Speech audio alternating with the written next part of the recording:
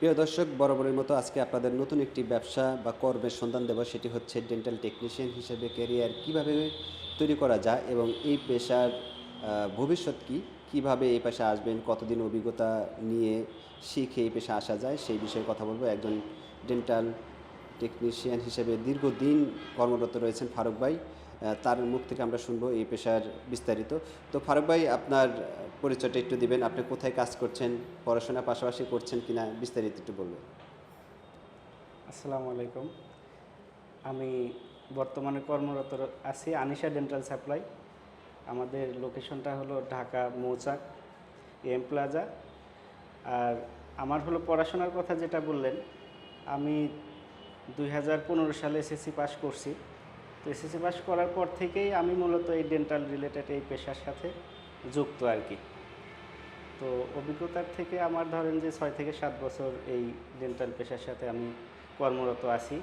Dental technician হিসেবে বলতে গেলে ধরেন যে পেশাটা আপনার পড়াশোনার পাশাপাশি এটা অনেক ভালো একটা পেশা আর কি।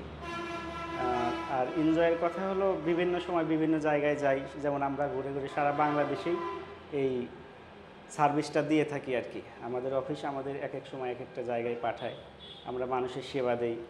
আমাদের সেবার উপরে মানুষের ধরেন যে ভালো লাগা কাজ করে।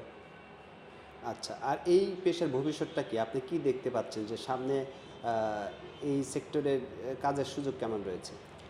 আসলে আমাদের ডেন্টাল টেকনিশিয়ান যারা আমরা ধরেন ইঞ্জিনিয়ারিং কাজ করি ডেন্টাল মেশিনারিজের উপরে, আমাদের ডিমান্ড আছে প্রচুর। বর্তমানে বাংলাদেশে দিন দিন কিন্তু বিডিএসের সংখ্যা বাড়ছে, ডাক্তারের সংখ্যা বাড়ছে, কিন্তু আমাদের সংখ্যা ওইভাবে বাড়ছে না আর কি। না, এটা তো বুঝতেই পারে, কারণ হচ্ছে আমার নিজের এই ডেন্টাল ক্লিনিকের জন্য কোনো প্রবলেম হলে আপনাদের ফোন দিলে মানে আপনাদের যে ব্যস্ততা এবং ঢাকা থেকে এসে সার্ভিস দেওয়ার মতো সময় বের করা খুব কঠিন। আপনি বেশ কয়েকদিন হলো ওয়েট করার পরে আপনি আজকে আসছেন। তো যাই হোক, আপনার কাছে তাহলে মনে হচ্ছে যে এই সেক্টরে ক্যারিয়ার গড়লে তাহলে তার ভবিষ্যৎটা বেশ ভালো। জি জি, আর আচ্ছা, একটা ছেলে যদি এসএসসি পাস হয়, বেশ স্মার্ট হয়, তাহলে সে কিভাবে এই সেক্টরে আসতে পারবে? আসলে এই পেশাতে তো আসলে সরাসরি আসা যায় না, আপনার বেশ কিছু ধাপ পার করতে হয়। যেমন আমি সেই 15 সাল থেকে এই পেশার সাথে জড়িত আছি। আমি আস্তে আস্তে আমার এক চাচা ছিল, সে আমাকে শেখাইতে শেখাইতে ধরেন যে এখন আমি আলহামদুলিল্লাহ সব কিছু সম্বন্ধে আর কি ধারণা আছে। ডেন্টালের যে কোনো আপনার মেশিনের ঝামেলা হলে যে কোনো কিছু আমাকে দিলে আলহামদুলিল্লাহ সলভ করার চেষ্টা করি আর কি। আচ্ছা, একটা নতুন ডেন্টাল ইউনিটের বিভিন্ন পার্টস আপনি মানে পূর্ণাঙ্গ একটা ডেন্টাল চেয়ার সেট আপ করতে এগুলো সব পারবেন এবং জি জি, কত সময়ের মধ্যে সম্ভব? আপনার ধরেন যে আমার নতুন ইউনিট সেটআপ সর্বোচ্চ 2 থেকে 3 ঘন্টার ভিতরে হয়ে যায়। আচ্ছা, 2 থেকে 3 ঘন্টা পর্যন্ত একটা ডেন্টাল ইউনিট, মানে এই আমরা যেগুলোকে চেয়ার হ্যাঁ, বলি সেগুলো ইনস্টল করি, জি। ইনস্টল করতে পারেন। জি। আচ্ছা, এই যে আপনাদের সারা বাংলাদেশে যে বিভিন্ন সার্ভিস দিয়ে থাকেন, কি কি প্রবলেমের জন্য সাধারণত বিডিএস ডক্টর বা বিভিন্ন কোয়াকরা যে ফোন দেয় যে ভাই আমার চেম্বারে এই প্রবলেম হচ্ছে, সাধারণত তাদের কি কি সমস্যা হয়? এই সমস্যাগুলো ইউনিটের হলো কি কি সমস্যা বেশি হয়? বেশি সমস্যা আপনার বলতে গেলে ইউনিটের পাইপগুলোর সমস্যা বেশি হয়। কারণ দেখা যায় যে আমাদের যখন নতুন ইউনিটগুলো বাইরে থেকে আসে, তখন ইউনিটগুলোর পাইপ বেশ কয়েক বছর আপনার হলো ভালো সচল থাকে। আর এরপরে যখন ধরেন যে আশেপাশের কিছু আপনার লোকাল লোক দিয়ে কাজ করে, টেকনিশিয়ান দিয়ে কাজ করায়, তখন ওই পাইপগুলো বেশি দিন যায় না আর কি।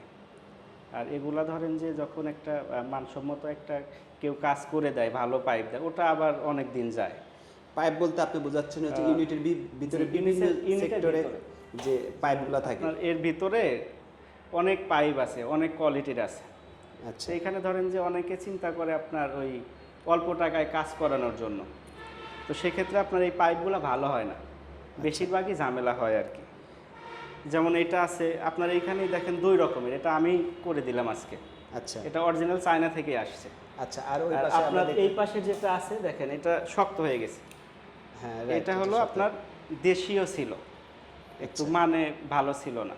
তো আচ্ছা। এইটা ধরেন যে আর কিছুদিন পরে নষ্ট হয়ে যাবে, এটা আবার চেঞ্জ করতে হবে। আর এইটা যেটা আছে এটা অনায়াসে 4-5 বছর যাবে, আচ্ছা, ঝামেলা হবে না। একটা হচ্ছে পাইপের সমস্যা হয়। জি। আর এই যে কম্প্রেসার, তারপরে বিভিন্ন স্টেরিলাইজ যন্ত্রপাতি, এগুলার সাধারণত কী কী সমস্যা থাকে?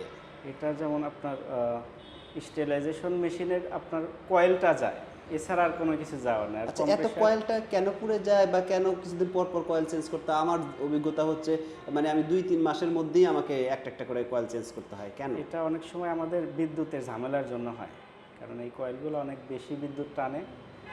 এই জন্য ধরেন আপনার অনেক সময় ভোল্টেজ আপ ডাউনের কারণে এটা যায়, কারণ আমাদের এখানে কিন্তু সার্ভো কোয়ালিটি না, আমরা সরাসরি বিদ্যুৎ ইউজ করি। এটা আপনার হলো অনেক সময় দেখা যায় যে ভোল্টেজ বেড়ে যায়, আবার অনেক সময় অনেক কমে যায়, এই জন্য এই কয়েলগুলো কাটে বেশি।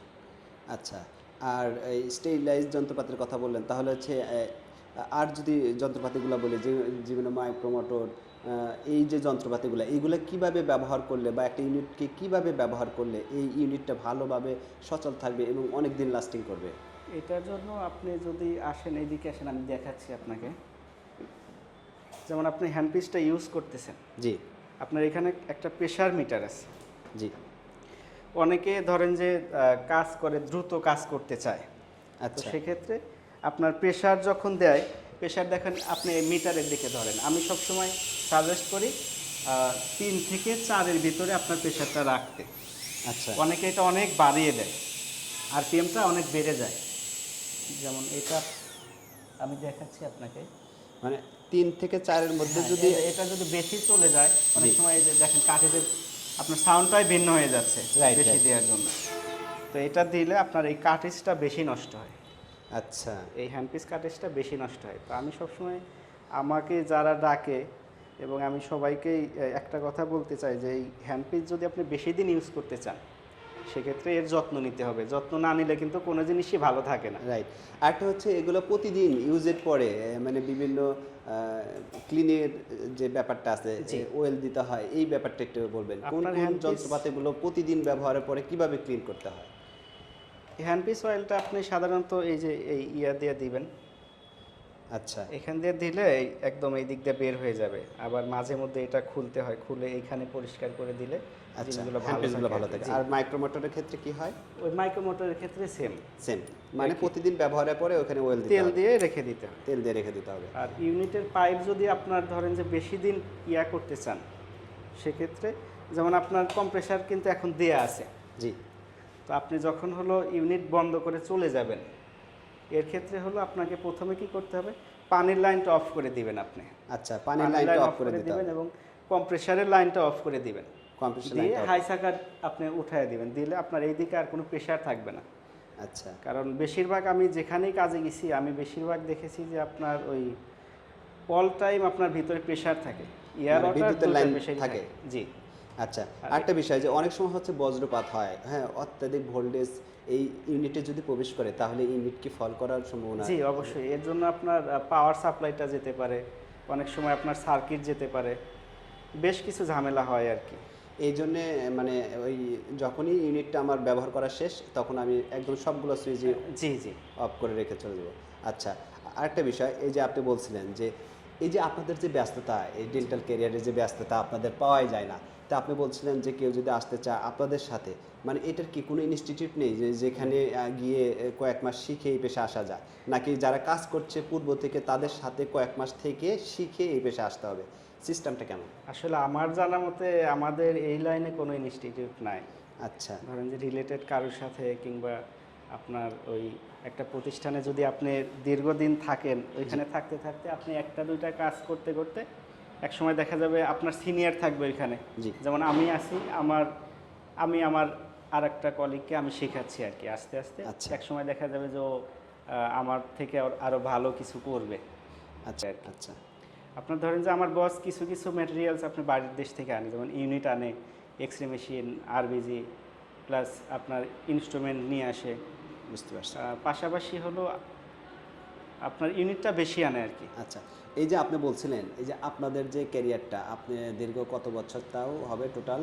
আমি 2015 সাল থেকে আমার হাতে খড়ি আর কি এই লাইনে। 15 মানে 8-9 বছর হয়ে গেছে। জি। এই 8-9 বছরে আপনার অভিজ্ঞতা থেকে আপনি যদি বলেন যে এই পেশায় যদি কেউ আসতে চায় তাহলে তার ইনকামের সুযোগটা কেমন, পার মান্থ সে কেমন ইনকাম করতে পারে, এবং বাংলাদেশে যে বিভিন্ন জেলাতে গিয়ে সার্ভিস দেওয়া যায় এবং সে যদি দেয় তাহলে তার পার মান্থ এভারেজ একটা ইনকাম প্রতিষ্ঠানে থাকলে তো একটা নির্দিষ্ট বেতন পাবেই। হ্যাঁ, এই প্রতিষ্ঠানে না থাকলেও কেউ যদি শিখতে পারে, সে যদি বিভিন্ন জেলাতে গিয়ে এই সেবাটা দেয়, তাহলে তার পার মান্থ কেমন ইনকাম থাকতে পারে? আসলে ইনকামের বিষয়টা সম্পূর্ণ হলো আপনার ভিতরে থাকবে আর কি। এই পেশায় আপনার হলো সততা থাকতে হবে, এবং আপনাকে যদি বিশ্বাস কেউ না করে, আপনি যদি কারোর বিশ্বাস ভঙ্গ করেন, তাহলে তো আপনার কোনো ইনকাম থাকবে না। আচ্ছা। আর দ্বিতীয়ত আপনার এটা শিখতে হবে। ফার্স্টে আমরা বেশিরভাগ কী করি, 2 মাস 3 মাস থাকার পরে আমি সব জেনে গেছি, আমি পারি। তখন যদি আপনি বের হয়ে যান, আপনাকে তো আসলে বিশ্বাস করতে হবে। ডাক্তার যে আপনাকে বিশ্বাস করবে, আপনি যে কাজ ভালো করেন না খারাপ করেন, এই সুযোগটা আপনাকে আগে আগে দিতে হবে আর কি। দিতে হবে। আর আমাদের পেশায় ধরেন যে নির্দিষ্ট কোনো ওইভাবে বেতন নাই, তো তারপরে ধরেন যে নতুনও যদি হয়ে থাকে, মিনিমাম 30+ ইনকাম করতে পারবে। আচ্ছা। আর আর এটা হলো আপনার, ওই যে বললাম একটা কথা, যে আপনার উপরে ডিপেন্ড। আচ্ছা, ধরেন আপনি হচ্ছে আনিশাতেও কাজ করেন, পাশাপাশি আপনি সুযোগ সুবিধা থাকলে যে কোনো জেলাতে গিয়ে যে কোনো ইউনিটে গিয়ে কোনো প্রবলেম হলে সেইটা সার্ভিস আপনারা করে থাকেন। জি। তো এই যে আপনারা ঢাকা থেকে কোনো একটা ইউনিটে এসে, কোনো একটা জেলাতে এসে একটা ইউনিটে হাত দিলেই আপনাদের 6-7 হাজার টাকা দিতে হয়। তো এই যে বিষয়টা থাকে যে আপনাদের হচ্ছে এটা একটা স্পেশাল কাজ, টেকনিক্যাল কাজ, কেউ সহজে পারে না। এই যে না পারার কারণে আপনাদের ডিমান্ডটা বেশি। তো মোটামুটি আপনার যে এখন স্কিল তৈরি হয়েছে, আপনি হচ্ছে যদি আনিশাতে না কাজ করতেন, কথার কথা, আপনি যদি কোনো প্রতিষ্ঠানে না থাকতেন, আপনি নিজে যদি সারা বাংলাদেশে নিজস্ব একটা নেটওয়ার্ক তৈরি করে সার্ভিস দিতেন, তাহলে আপনার কেমন ইনকাম হতো? মানে আপনি কি এক্সপেক্ট করেন যে আপনি এত টাকা ইনকাম করতে পারতেন? এখন ধরেন যে এইভাবে আসলে আমি বলতে পারতেছি না। তারপরে আচ্ছা, ধরেন যে তবে আমার আনুমানিক, মনে হয় যে আপনারা লাখ টাকা ইনকাম করার সুযোগ আছে, যে না, আপনি এটা- যদি একটা স্কিল ডেভেলপ করেন। আপনার এই ডেন্টাল টেকনিশিয়ান পেশায় আমি কয়েকজনের সাথে কথা বলে যেটা বুঝতে পারছি, এবং আপনিও বলছিলেন যে আপনার শিডিউলই হয় না, কোথায় কোথায় কোথায় কোথায় যাচ্ছেন, এবং রাতে রাতে জার্নি করেন, দিনে দিনে কাজ করেন। এই যে আপনাদের ব্যস্ততা, এখান থেকেই বোঝা যায় যে আপনারা কত কাজ করেন। তো মোটামুটি 12 মাসকে যদি আমি এভারেজও চিন্তা করি, আপনি যদি স্কিল ডেভেলপ করতে পারেন এই সেক্টরে, তাহলে পার মান্থ 1 লাখ টাকা কাজ করার সুযোগ আছে। এটা আছে। হ্যাঁ, এটা আছে, এবং এটা আপনি এত বছরে বুঝতেই পারছেন। এবং দিনে সর্বোচ্চ মানে 20-25 হাজার টাকা পর্যন্ত কাজ করারও সুযোগ আছে। জি। আমার যেটা এটা মনে আছে। হয়েছে, এবং আমি কয়েকজনের সাথে কথা বলে দেখেছি যে কোনো একটা জেলাতে গেলে একাধিক যদি ইউনিট পাশাপাশি থাকে, যদি তাদের প্রবলেমগুলো সলভ করা হয়, 20 থেকে 30 হাজার টাকা পার ডেতে ইনকাম করার সুযোগ আছে, এবং অনেকেই করে। কিন্তু আমি সর্বোচ্চ চেষ্টা করি হলো অনলাইনে সাপোর্ট দেওয়া। আচ্ছা। অনলাইনে বলতে ধরেন যে যেমন আপনার এখানে আসছি, আপনি হয়তো জানেন যে আমি ফোনেও আপনাদের অনেক সময় অনেক দিক নির্দেশনা দিয়েছি। জি জি জি, তা আমরা আমি ভিডিও সবসময় চেষ্টা পাঠাই, করি আপনারা যে, দেখে সমাধান দেন। জি জি, আমি সবসময় চেষ্টা করি ধরেন যে একটা মানুষ একটা জায়গায় ঠেকে গেছে, ফোনে আমি সমাধান দেওয়ার। তো যখন দেখি যে প্রাথমিক বিষয়গুলা তাকে বলার পরে সে পারতেছে না এবং আমার যেতেই হবে, এই সমস্ত জায়গায় আমি বেশি যাই। এছাড়া ধরেন যে বাদবাকি আমি চেষ্টা করি আপনার অনলাইন সেবা দেওয়া। আর এই অনলাইন সেবাতে আমি কিন্তু কোনো ফি কোনো কিছু আমি নেই না। এটা আমার হলো ভালো লাগা থেকে আমি এই কাজটা করি। তাহলে আমরা আপনার ফোন নাম্বারটা দিয়ে দেব, সারা বাংলাদেশের মানুষ যে কোনো ডেন্টাল জি, প্রবলেমে যদি পড়ে যে কোনো ইউনিটে পরামর্শ বা যে নিতে কোনো পারবে, জি। সেক্টরে, তাহলে সে আপনার কাছ থেকে ইনশাল্লাহ সার্ভিস পাবে। জি 100%। ধরেন যে আচ্ছা। আমি সবাইকে আমি চাই, আমাকে অনেক সময় দেখা যায় যে 12টা 1টায় ফোন দেয় অনেকে, রাত চেম্বার 12টা শেষ করে, জি হ্যাঁ, চেম্বার শেষ করে ফোন দেয় যে আমার এই সমস্যা আছে। আমি চেষ্টা করি তার ওইটা অনেক সুন্দরভাবে সে যেন বোঝে, একদম এইভাবে আমি বলে দেওয়ার চেষ্টা করি।